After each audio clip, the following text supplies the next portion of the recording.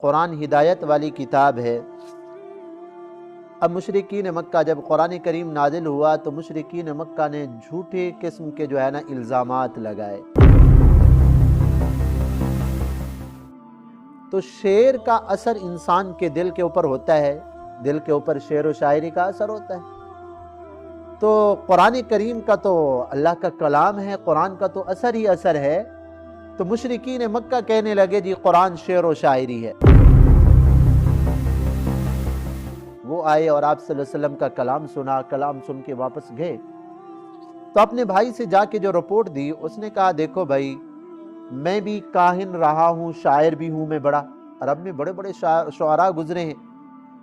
تو وہ اللہ کے جو نبی ہیں ان کا کلام نہ تو کاہنوں جیسا ہے، کاہن وہ لوگ ہوتے ہیں جن کے تابع جنات ہوتے ہیں نا، اور نہ ان کا کلام شاعروں جیسا ہے۔ تو بالکل کفریہ بات ہے۔ میں نے کہا بھائی خدا کے لیے ہم مسلمان ہیں، ہمارے ایمان کو تو ختم نہ کرو، خبیث تم سننا ہے تو اپنے تک محدود رکھو۔ دیتا ہے اور یہ جو ہے نا شعر و شاعری کرنے والے وَأَنَّهُمْ يَقُولُونَ مَا لَا يَفْعَلُونَ بد کردار لوگ ہوتے ہیں۔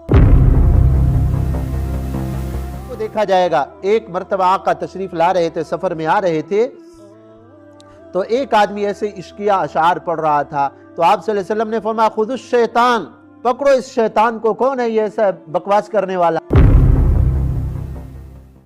اللہم صلی علی سیدنا محمد یا رب صلی۔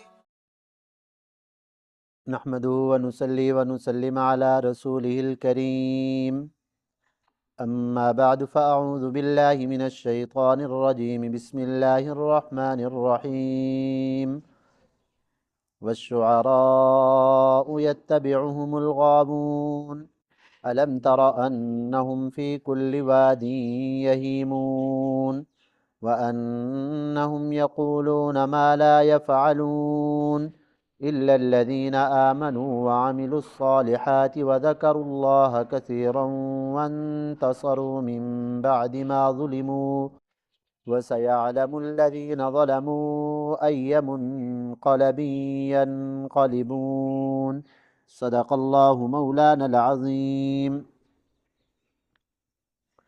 سورۃ الشعراء کی آخری آیات ہیں 223 سے 227 تک۔ پچھلی آیات میں اللہ رب العزت نے یہ بات ارشاد فرمائی ہے کہ قرآن اللہ کا کلام ہے۔ اللہ رب العزت نے قرآن کو نازل فرمایا، حضرت جبرائیل علیہ السلام قرآن کو لے کر آنے والے، اور جس ہستی پہ قرآن کریم اترا ہے وہ امام الانبیاء صلی اللہ علیہ وسلم ہیں۔ ساری کائنات سے افضل آپ صلی اللہ علیہ وسلم ہیں۔ قرآن آقا کے اوپر نازل ہوا، قرآن ہدایت والی کتاب ہے۔ اب مشرکین مکہ جب قرآن کریم نازل ہوا تو مشرکین مکہ نے جھوٹے قسم کے جو ہے نا الزامات لگائے۔ ان الزامات میں سے ایک یہ بھی تھا کہ قرآن کریم شعر و شاعری ہے، شعراء کا کلام ہے، کیونکہ عرب کے اندر اس وقت رواج تھا شعر و شاعری کا بڑا، اور ایک ایک وقت کے اندر لوگ فی البدی یعنی بس ایک کلام سنا اس کے اوپر اشعار کہنا شروع کیے، 100 200 کے اشعار ایک دم کہنا شروع کر دیتے تھے۔ یعنی شعر کہنے کے اوپر ان کو بڑا ملکہ اور قدرت حاصل تھی۔ تو شعر کا اثر انسان کے دل کے اوپر ہوتا ہے، دل کے اوپر شعر و شاعری کا اثر ہوتا ہے۔ تو قرآن کریم کا تو اللہ کا کلام ہے، قرآن کا تو اثر ہی اثر ہے۔ تو مشرکین مکہ کہنے لگے جی قرآن شعر و شاعری ہے۔ تو اللہ تبارک و تعالی نے اس کی تردید فرمائی ہے۔ شعر و شاعری جو لوگ کرتے ہیں ان کے 3 عیب اللہ نے ان آیات کے اندر بیان فرمائی۔ پہلی بات تو یہ کہ وَالشُّعَرَاءُ يَتَّبِعُهُمُ الْغَاوُونَ، کہ شاعر لوگوں کی اتباع اور شاعر لوگوں کو سننے والے وہ لوگ ہوتے ہیں الغاوون، جو گمراہ ہوتے ہیں۔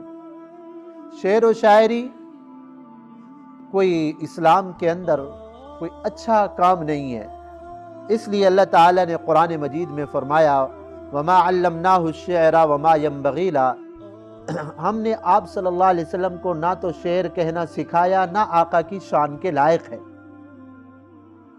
کہ آپ صلی اللہ علیہ وسلم شعر و شاعری کریں۔ حضرت ابو ذر رضی اللہ تعالی عنہ فرماتے ہیں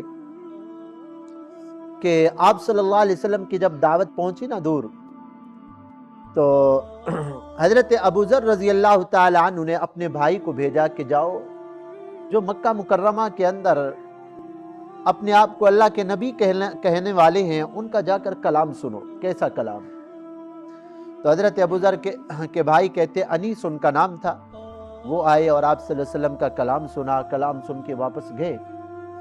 تو اپنے بھائی سے جا کے جو رپورٹ دی، اس نے کہا دیکھو بھائی میں بھی کاہن رہا ہوں، شاعر بھی ہوں میں بڑا، عرب میں بڑے بڑے شعراء گزرے ہیں، تو وہ اللہ کے جو نبی ہیں ان کا کلام نہ تو کاہنوں جیسا ہے، کاہن وہ لوگ ہوتے ہیں جن کے تابع جنات ہوتے ہیں نا، اور نہ ان کا کلام شاعروں جیسا ہے۔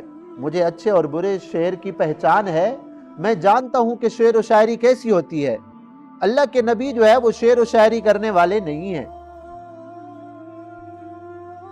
تو قرآن کریم نے ایک یہ عیب بیان کیا کہ شاعر لوگوں کی اتباع وہ لوگ کرتے ہیں جو گمراہ ہوتے ہیں۔ آپ دیکھتے نہیں یہ جو گانا بجانا لوگ بجاتے ہیں نا، گانا وغیرہ گاتے ہیں، یہ بھی تو اشعار کی شکل میں ہوتا ہے نا۔ تو گانا سننے والے کوئی بزرگ لوگ ہوتے ہیں؟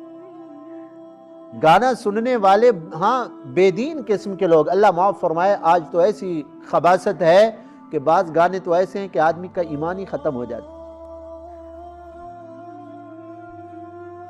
ایک مرتبہ میں گاڑی پہ جا رہا تھا تو گاڑی والے نے ایسے لگا دیا نا، تو بالکل کفریہ بات ہے۔ میں نے کہا بھائی خدا کے لیے ہم مسلمان ہیں، ہمارے ایمان کو تو ختم نہ کرو، خبیث تم سننا ہے تو اپنے تک محدود رکھو۔ عجیب عجیب باتیں، اللہ معاف فرمائے، کفریہ۔ تو بہرحال پہلا عیب یہ ہے کہ شاعروں کے پیچھے چلنے والے بزرگ لوگ نہیں ہوتے، گمراہ لوگ ہوتے ہیں۔ الم تر انہم فی کل واد یہیمون۔ اور دوسرا عیب یہ ہے کہ جو شاعر لوگ ہوتے ہیں نا، ان کے کلام کی حقیقت کچھ نہیں ہوتی، ایک خیالی دنیا کے اندر وہ لوگ رہتے ہیں، کوئی خیال بنا لیا ذہن کے اندر، ان کی دنیا ہی الگ ہوتی ہے، ان کی کلام کی حقیقت سے کوئی تعلق نہیں ہوتا۔ اور علماء نے لکھا ہے جتنا جھوٹا شعر ہوگا اتنا زیادہ اچھا نظر آئے گا، جتنا جھوٹا شعر ہوگا اتنا اچھا نظر آئے گا۔ ایک واقعہ ہمارے استاد جی سناتے تھے، فرماتے تھے ایک آدمی جو ہے نا ایک بھنگن کے اوپر عاشق ہو گیا، ایک آدمی ایک بھنگن کے اوپر عاشق ہو گیا، جو نالیاں وغیرہ صاف کرتے ہیں نا، اور وہ گندگی کا ٹوکرا بھی اٹھاتے ہیں، جھاڑو بھی ہاتھ کے اندر ہوتا ہے۔ تو وہ شاعر قسم کا آدمی تھا، اس پہ عاشق ہو گیا۔ تو وہ کوئی بھنگن اس کے سامنے آئی نا، وہ گندگی کا ٹوکرا سر پہ لیے ہوئے اور ہاتھ کے اندر وہ جھاڑو بھی تھا، تو اس نے دیکھ کے وہ فوراً شعر بنایا، وہ دیکھو وہ آ رہا ہے محبوب ہمارا، سر پر فلک تھامے ہوئے ہاتھوں میں دمدار ستارہ۔ یعنی اس ٹوکرے کو فلک آسمان کہہ دیا، اور جو جھاڑو تھا نا گندگی والا اس کو دمدار ستارہ کہہ دیا کہ دیکھو وہ آ رہا ہے محبوب ہمارا، ہاں سر پر فلک تھامے ہوئے ہاتھوں میں دمدار ستارہ۔ کتنا جھوٹی بات ہے، جھوٹی ہے، لیکن سننے والے کہیں گے واہ واہ واہ واہ جی، بڑا شعر کہا، بڑا شعر کہا۔ یعنی شعراء کی اپنی دنیا خیالی دنیا ہوتی ہے، حقیقت سے کوئی تعلق نہیں ہوتا۔ جتنا جھوٹا کلام ہوتا ہے اور اتنا وہ اچھا نظر آتا ہے۔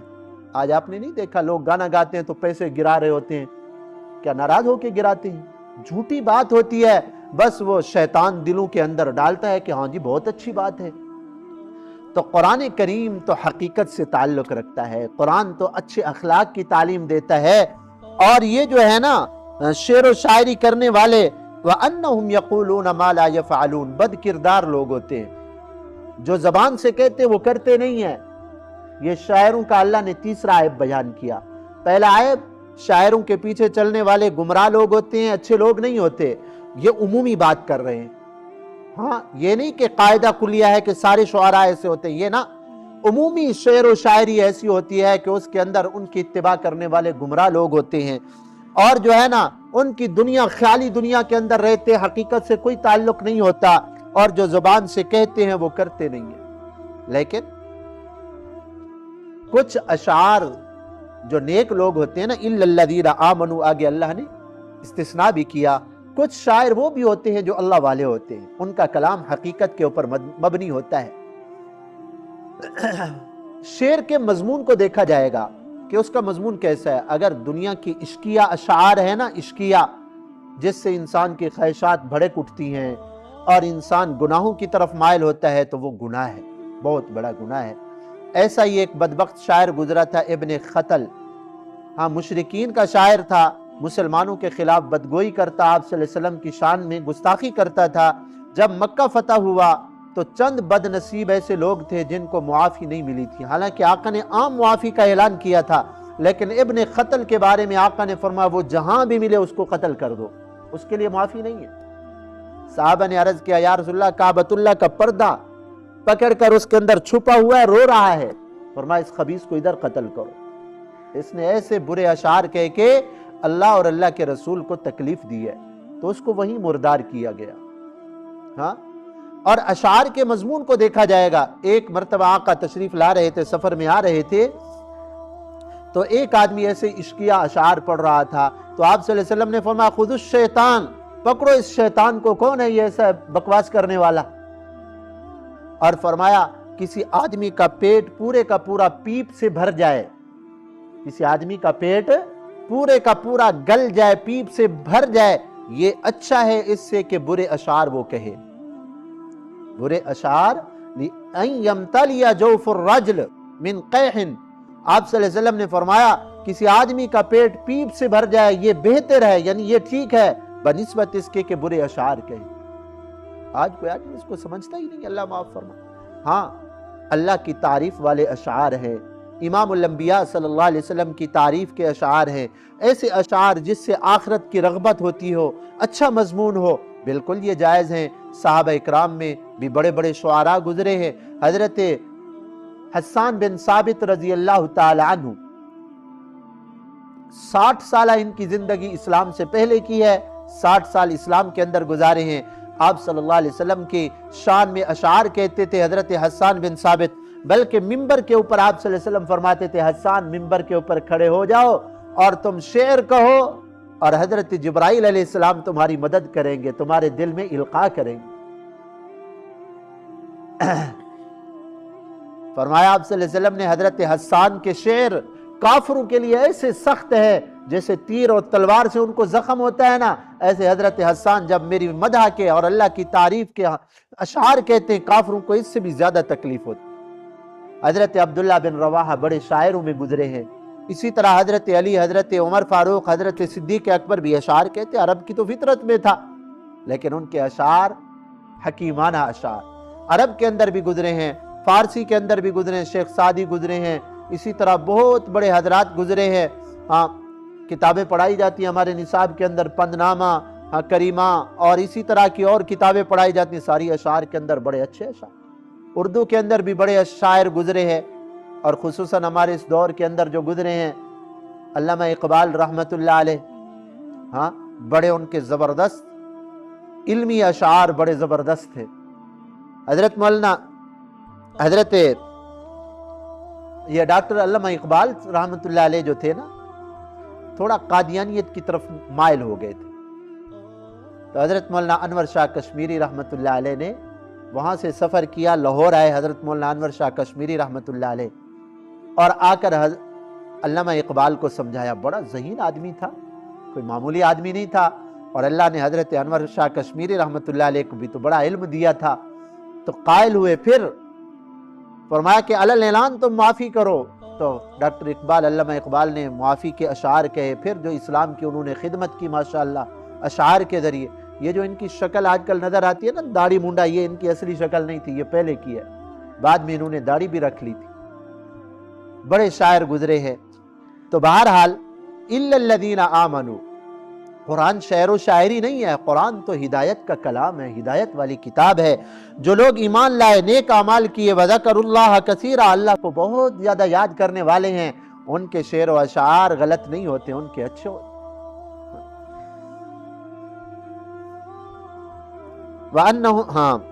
وَانْتَصَرُوا مِن بَعْدِ مَا ظُلِمُوا، اور انہوں نے بدلہ لیا اس سے کہ ان کے اوپر ظلم کیا گیا۔ وَسَيَعْلَمُ الَّذِينَ ظَلَمُوا، اللہ تعالیٰ فرماتے جن لوگوں نے ظلم کیا ان قریب ان کو معلوم ہو جائے گا أَيَّ مُنْقَلَبٍ يَنْقَلِبُونَ کہ کس کروٹ وہ پلٹتے ہیں، آگے انجام کا ان کو پتہ چل جائے گا کہ کیا دنیا کے اندر کر کے آئے ہیں، کیا کرنا تھا کیا کر کے آئے ہیں۔ تو آخری صورت کے اندر انسان کو اپنے انجام کی طرف متوجہ کیا گیا ہے۔ یہ سارا مضمون پچھلی قوموں کے اللہ تعالیٰ نے اس صورت کے اندر بڑے تفصیل سے بیان فرمائے ہیں، اور پھر آخرت کی طرف متوجہ فرمایا ہے کہ آگے انجام کی بھی انسان کو فکر کرنی چاہیے۔ ہر آدمی اگر اپنے انجام کی فکر کرے کہ میرا انجام اچھا ہو جائے تو دوسروں کی طرف نظر اٹھانے کی ضرورت ہی نہیں۔ اللہ تعالیٰ ہمیں بھی سیدھے راہ کے اوپر چلنے کی توفیق عطا فرمائے۔ الحمدللہ۔